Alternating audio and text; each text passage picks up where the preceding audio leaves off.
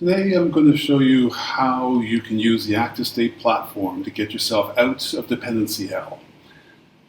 I've created a Python environment for my TensorFlow project, but it's causing me a lot of problems and I haven't been able to get it running. So I'm going to see if the ActiveState Platform can help me out.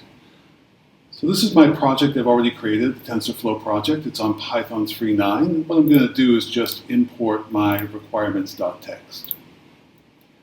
It's going to bring in all the packages that I need. You can see that most of these are pinned. And the ActiveState Platform is going to resolve everything for me. Now, one of the things that's happened here is it's immediately flagged a discrepancy. It's told me that the version of TensorFlow I want to work with, version 2.5, is not compatible with the version of Python that I'm currently using. I'm going to have to downgrade it to Python 3.8. I can do that pretty easily. Just click over here and maybe choose the latest version of Python 3.8. And now the platform will resolve everything again for me. What you're seeing is the dependency solver that the ActiveState Platform has. And it's really allowing me to play with the environment configuration rather than applying these changes directly to my installed environment. That way I can figure out how to make a consistent environment before I update my local environment. So now I've got a pretty good idea of what I can do with my environment. You can see that everything is resolved here, but I've got a CVE here. Looks like a critical CVE in Pandas, so I'm just going to update that to the latest. And I've got another one here in scikit-learn, so to get rid of that critical CVE, I'm going to go ahead and update that.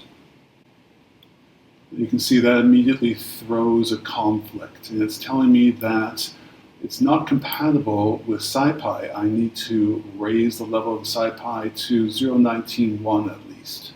So if I move it to the latest version instead, you can see that throws a whole bunch of errors. So now I'm deep into dependency hell. All right, so luckily I haven't done any of this configuring down on my installed environment, then I'd be in real trouble. So all I've really done is just played with this environment configuration up here on the platform.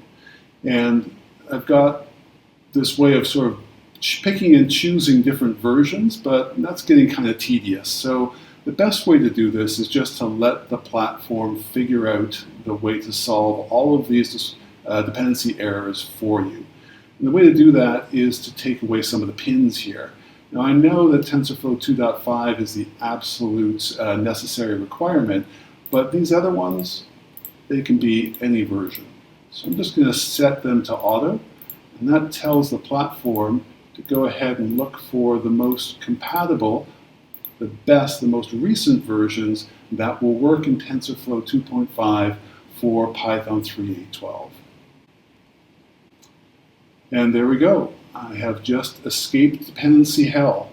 The platform has resolved all of my conflicts for me, chosen all the versions that are compatible with TensorFlow 2.5, and I can go ahead and commit this, and the platform will go ahead and build all of these packages for me, and now I can go ahead and pull that into my local environment, update it, and I can get out of dependency hell without having a corrupted environment.